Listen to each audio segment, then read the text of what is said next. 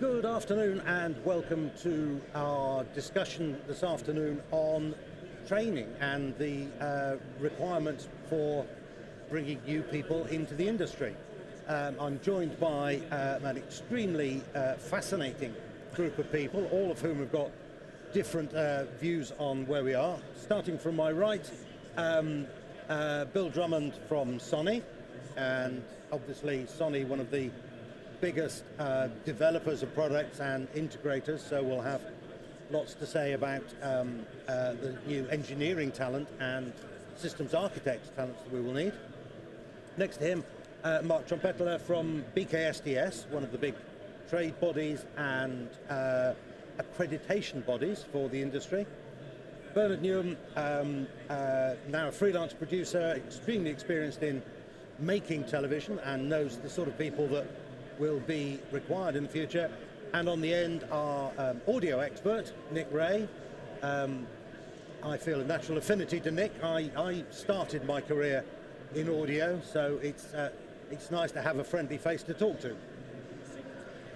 This session really starts out because about a month or so ago, I went to the opening conference of a new body, the Institute for Training in Television Production, ITTP, which had its inaugural one-day conference in Shepperton last month. If you're a TV Bay reader, quick plug for the magazine, there is a review of the day in that.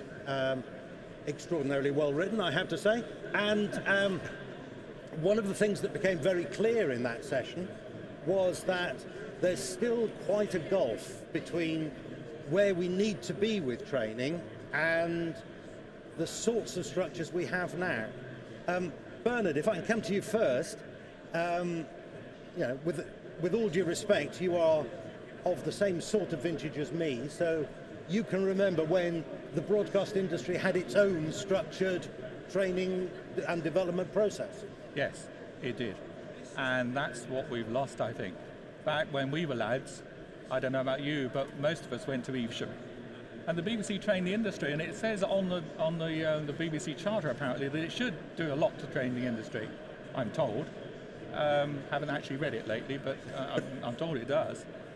And it isn't really anymore. What we did when we were lads, Nick did as well, yeah? Yeah, oh, yes. I don't know if you did, but the first thing we did was go 14 weeks at Evesham. We had 3 weeks of sitting in a classroom, either learning or relearning the basics of things, stuff like Ohm's law and optics and blah, blah, that sort of stuff. And then are more focused on what we were actually going to do, because you might have been going to sound radio or whatever. The rest of the course aimed at what you were going to go to. So at the end of the 14 weeks, you were tipped out into Television Centre or whatever, and you were prepared for what you were going to do, which mostly was dragging cables around the floor. But that worked for half a century. Really, half a century. That's the way it worked in the industry, and it worked. And somehow it's all gone away, and we're slightly stuffed at the moment. We're all sitting there wondering what to do. The ITTP started about a year ago because Graham Reed, and I must tell you in a minute Graham's test, but Graham Reed was finding problems getting people. He's a freelance cameraman. He finds a problem getting people, can't get the staff. And the first meeting was like a load of old grumpy old men in the pub. You know, a load of old grumpy old blokes get together and say, well, we can't get the staff and it's all fouling up, and so-and-so says we can't get the staff. What are we going to do about it? And it worked from there through to the conference at Pinewood a year later, which I didn't have a hand in setting up. I think that was Graham and TV Bay and various other people, Sony, because it turned out that we weren't the only ones who thought that. Everybody else did too. Therefore, there's a problem. I'm pretty certain that at the conference, when a man stands up mid-morning from the audience and says, "My blood is boiling," as a producer, I know it's working. You know, if a man's blood is boiling, we've discovered something that his blood should boil about. Yeah. And that's good. Other things happened which we may get into, which made me think that the thing was a success and it was going somewhere. The slight problem now is where is it going next, but we've now got some ideas about that as well. Sure. So, Nick, you presumably came up the same way, the same structured training. Is there a place for that today? Can we, effectively, can we afford to do that today? afford is a difficult thing. There are companies which, and interesting, I'm hearing myself coming back on my right side here, but I'm sure the audio department will sort that out very shortly. Slightly off-putting, but I'll power through it. Money is the main consideration nowadays. We don't have the resources that the BBC did to take people on, and they would have wastage along the way, but they needed top quality people in the end. From my point, I teach at 1 or 2 universities along the way, and I work for companies who work on the cheaper end of things, who always need extra help, and that way I can take youngsters with me. But what they learn by one day on a shoot, on an outside broadcast, on location, they learn so much more than they do in the classroom, and often take it back to their colleagues, and they are then able, the whole course can then improve. I remember years ago, I took someone to Newsnight. He saw me check all the microphones around the studio floor. 2 days later, I was teaching him and a whole crowd at Ravensbourne, and he was doing exactly as he had seen me do. I didn't teach him, he just had absorbed and took it with him. He's now a sound supervisor at Sky. All very good stuff, but there is not the money. Productions will not pay for extra people. I've been talking to another company I work for, who would be keen to take youngsters on, providing production are amenable to it. But production always worry about having to pay extra for them. But if we can end up somehow putting a scheme together where placements are given, then that will help everybody. It helps the industry. Yes, we often need spare pairs of hands, even just cable bashing. But it will help the youngsters gain more experience to take back to their colleagues for the course, but also it helps with the CV. One of the things I remember most clearly from that ITTP conference was the guy from ITV Studios saying that he had people applying to him to work in multi-camera studios who'd never been inside a studio. And I have to say, back in 1960 something or other, when I was 16, I wanted to do that. I really, really wanted to do that. I watched That Was the Week That Was, and I thought, I want to do that. I too had never been in a studio. Yes. So I got myself an audience ticket and went along. It wasn't very difficult. Yeah. Well, why wouldn't you do that? Why wouldn't you do that? Just before we carry on with the discussion, I should say that you too can get involved. You can email on live at broadcastshow.com, or you can tweet to the hashtag BVE, Bravo Victor Echo, 14, BVE 14, hashtag, or live at broadcastshow.com. Join in the debate. So, Mark, Nick's mentioned that he's teaching at universities as part of this training and development. There are now a lot of universities in the UK offering stuff around media. Frankly, how many of them are doing the right things? If I could just backtrack just a second before I answer the question, I think it's useful to try and establish how we got to the kind of mess that we're possibly in, that you say that we are. Yes. And firstly, I think if you just look at the BKSTS, a professional body looking at what's gone on over the past 4 or 5 decades. Originally, when you got an entry-level job in the moving image industries, in broadcasting, in film, if you had a degree, you tended to fairly keep quiet about it. It was that kind of thing. I think secondly, there is the situation that there used to be a tacit agreement between when employers and the industry became aware that there were university courses and college courses. There used to be a tacit agreement: is give us people that we can work with, give us people with the right attitudes, give us people who've got some sense of reality. Don't worry if you haven't got the latest kit back at campus or in the college, because we can tell them what the latest buttons are. And there used to be that tacit agreement. Thirdly, what's happened is there's been a huge cutback in training departments, the collapse of formal training inside organisations like news organisations, even in independent, small, medium enterprise companies. The training budget isn't just there. So that's changed the whole emphasis. Universities traditionally have a particular aim, as much about education and the broader context, as opposed to training, and the collapse of training budgets inside small companies and inside large organisations has turned the tables on the universities and are asking them to become the de facto training departments. Lastly, also the confidence between the media industries, the moving image industries, and the universities has been totally sabotaged by a sociological discipline, a cultural discipline called media studies. And for 10 consecutive years in the UK, if you look at the UCAS application statistics, a subject called media studies was one of the most popular university applicants. So people could write about the sociology of EastEnders, but they didn't know one end of a camera from another. And that totally sabotaged the relationship. So that's how we've got to where we are today. Accreditation is a mechanism whereby an accrediting body, like Skillset or like ourselves, can go in and try and put some sense into the course provision in terms of a set of criteria, and there's an intrinsic value of that. I think all the sort of common sort of kind of cultural knowledge at the moment is the British film and television industry is actually moving on quite considerably, in terms of the world-class recognitions that it's getting.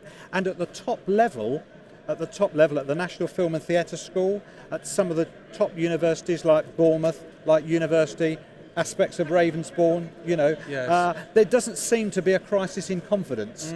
And I think it's at the middle end, as you sort of say. Obviously, as a professional body, we look at accreditation as one of the mechanisms to assist with this. And I think I'm right in saying there are something like 4,000 media-related courses in the UK alone. That's just silly. That's mad. Yes.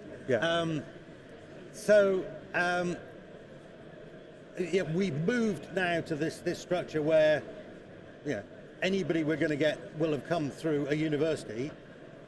They are going to want the university experience, and they're going to want to end up with a degree, because after their 3 years or 4 years or whatever, they may decide they don't want to be a sound recordist, they want to be a merchant banker, or they want to be business development for Volvo. So there's now quite a big intellectual disconnect. We've got somebody that's done a degree, that's got a piece of paper that's worth a degree, but they may have little or no practical skills. How do we square that? Can we create a well, I think there's the business of the industry and the universities and the customer, i.e. the parents and the students themselves, being upfront about the nomenclature, the words that are used. And the moment you focus on the words media production and a production-based course, and one that I know, for instance, when I went to one of the meetings, the initial sort of launch meetings of the ITTP were, someone in the ITTP was being very critical of a course at a particular Oxford-based university because they were going out with particular. What that ITT person didn't realise was that particular course doesn't have a brief to prepare people for the broadcast industries. It's from an area of sociological and cultural studies. So what we need to do is both sides need to get together to understand the structures and what they're there for, and then concentrate on the relevant courses and bring manufacturers, industry bodies and organisations like the ETP together and concentrate on those courses. And again, I would see accreditation as a mechanism to do that, because we only accredit what should be production-focused, industry-looking courses. Bill, let me bring you in. What can the industry do to support this? Obviously, Sony is probably the biggest company in the traditional broadcast industry now, the biggest manufacturer, vendor. What can the industry do to drive it, and what can the industry expect out of this process? Yeah, I think first of all we want to start by saying that we're really pleased to be the inaugural sponsor of the ITTP. We've been looking for some time to actually get some sort of forum where we could get universities and college together with the industry. As manufacturers, we're quite uniquely placed because we sort of sit between the two. So we sell a lot to universities, we also sell a lot to industry. And what was great to see the enthusiasm in the room, everyone wanted to come up with a really good solution. And, you know, from my part, it's all about inspiring the next generation. I think Mark mentioned about the importance to UK PLC. And, you know, it is a massive industry for us. And if we don't inspire the next generation to come into the TV world, then there's lots of other career paths that they'll go. And we'll lose our edge in the worldwide stage to really develop those leading edge production companies. So, you know, it's been really important to be part of it. As a manufacturer, we're quite engaged with trying to realise this new talent. So we've got a film competition on offer to students and indeed to professionals. But this was all basically on a point that I took from David Croft, who mentioned, you know, we've got to challenge young people to actually get involved and take ownership of their own careers. And, you know, he held up a mobile phone and said, you know, get out there and shoot something, get out there and edit something, use YouTube to distribute that. And, you know, everyone from an individual point of view has got to be concerned with their own career. Yeah. And hopefully with the sort of production awards competition that we're running, we can inspire them to do that. I think one of the really interesting points that came out of the ITTP conference was that, you know, there is, as you say, David Croft said, you know, you want to make movies, make a movie. You know, shoot your mum cooking breakfast was the example. Yeah. Start, just do it. Which is fine for the individual creative talent. The point that we kept coming back to time and again was that a lot of the time we're in a collaborative environment. Quite often we're in a big collaborative environment. If you're doing a 30 camera OB on the World Cup football final, then that's a lot of people who have to work together and learning those skills. I mean, Nick, you know, the sound department is inevitably, you know, the one that has to creep around and collaborate with everybody else. Yes. Yeah, that's the way that sound always works. You know, how do you get those skills over that business of being there and finding the moment? The individuals I meet along the way, who I'm teaching, they tend to be the ones that come forward. You can't teach someone the ability to have the confidence to approach the lecture at the end, even though I say, look, I'm often looking for people for work experience and so on. Certainly when we joined the BBC, part of our training course was not only the teaching and so on, we were checked. How hungover we looked every morning, whether we turned up on time, whether we were fitting in as a team. We were being checked out because you have to be a team player when you finally arrive in a TV studio. And some people were dumped. Yeah. And indeed, I was on a course of 22 and 3 were terminated, which put the fear of God up us. But you can't necessarily teach that. You can tell people that you have to be out there. You can tell people to come to trade fairs like this and bring business cards so that you can give your information about. There's one chap I've just seen hovering here who wants to meet up with me. He gave me a card at the end of one of my lecture sessions. Okay, he was third choice when we needed someone just to hand bash a lamp on an insert for the One show on Valentine's Day. And he was very keen. He turned up the next day. He was paid for this, but very often they're not paid for the CV. But he had the nous to give me his card, and he got the experience. He'd never seen a satellite truck at university. He'd never seen a radio link camera, which we rigged and set up there. Valuable experience, but you can't teach that. That has got to come from inside. And the BBC were always, because I talk like this because this is my experience, we're always looking for those who had done work on the stage at school, or who had shot their own videos, or who had actually got a real hands-on interest, and they were picked, and then they were taught to then fit into the system. But you can't teach that. Bernie, in production, you've got to have that overall viewpoint. So, you know, you've got to be the boss, but you've still got to get the best out of the people in your crew. Yeah, how do you develop those skills? I don't know. I was a cameraman initially. I was a producer for a lot of years. These days, I am mostly retired and I teach at Kingston University, which puts me sort of in the middle, really, because I actually stand there, like Nick does some of the time, with university students. And I also, every so often, was sitting editing or shooting other stuff for myself, mostly These days I do everything, shoot and edit the whole blah for whoever I'm working for.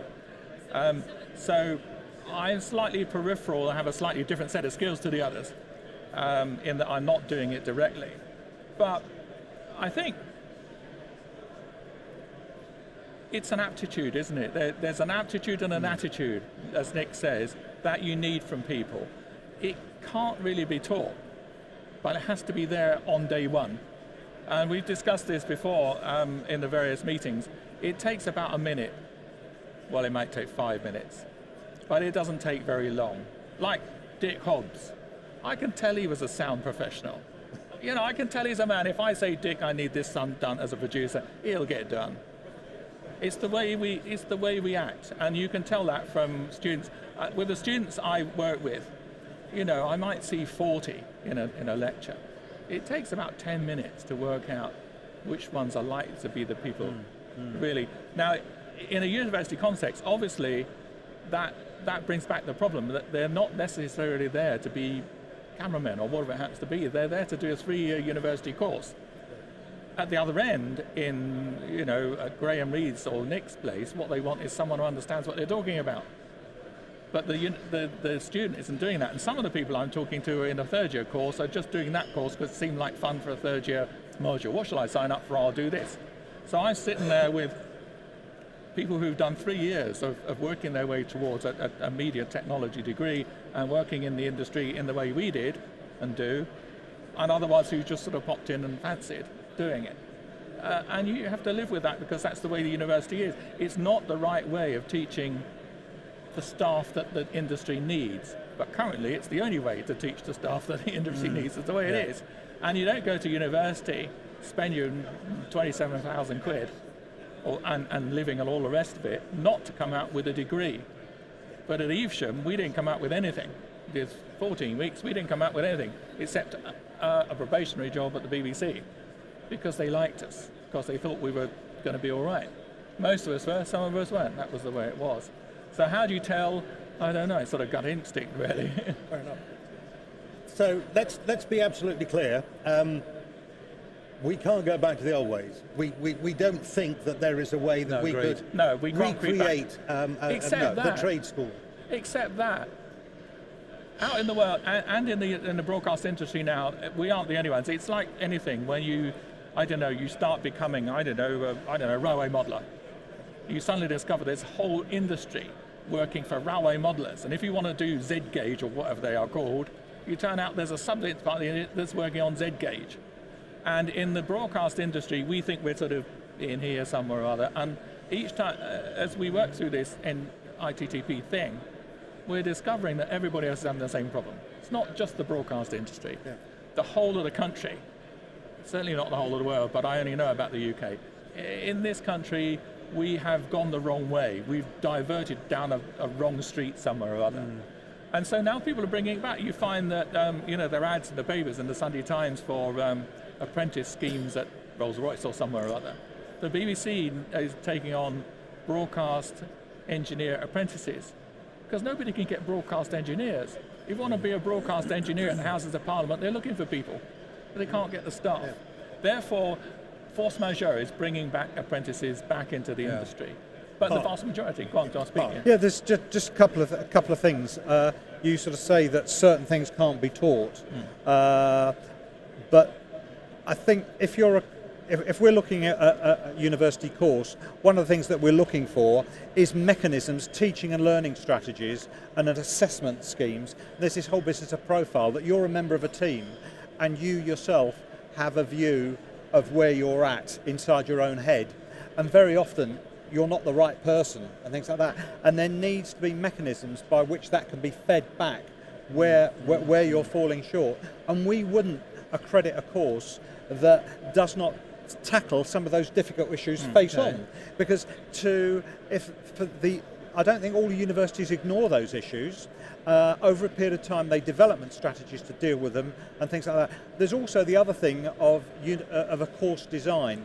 To what extent do you include early stages that are broad and diagnostic, and then have final areas of specialism in the last year to point them in a particular direction? Because the industry, that is so rapidly changing, you need to produce people that might be able to adapt. So there's this again, it's the business of recreating that confidence between the employers and certain courses, whereby there's the confidence that if I take that person on, if a new piece of kit comes along, I don't, and it's so those things aren't being ignored by the best universities. Good. And it's a matter of encouraging them not to ignore those difficult issues and help them develop strategies to deal with them.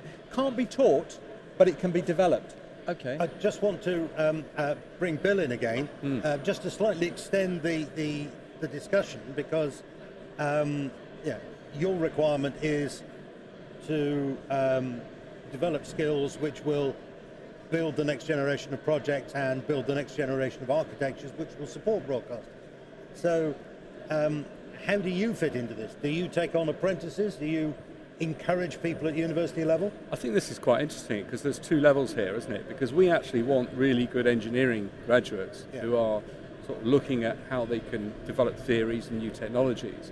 Whereas I think the industry, the production industry, wants people who are doers, full of all those soft skills and being able to deal with difficult situations and all that sort of thing. But we're certainly working with a lot of universities, Reading in particular, to really engage with the students. And I think the key point here is getting the placement students to come and work for us. And within the production community, getting those that maybe for a year or whatever to take that raw student and turn them into exactly what you guys need. And I had a great quote from someone from a university who said they see their placement students go away as boys and girls and come back as men and women, and it really does change them as individuals. And suddenly they understand that it's not just about knowing which buttons to push, but understanding the human skills and the social skills. Yes. So I think it's not just about the technology, but it's also about making sure that whether it's a manufacturer or a production company or a broadcaster, we're offering those opportunities for people to come and engage with us. And we're the same. We take some placement students in, and you get some incredible people, and they finish their courses, and we want them to work for us.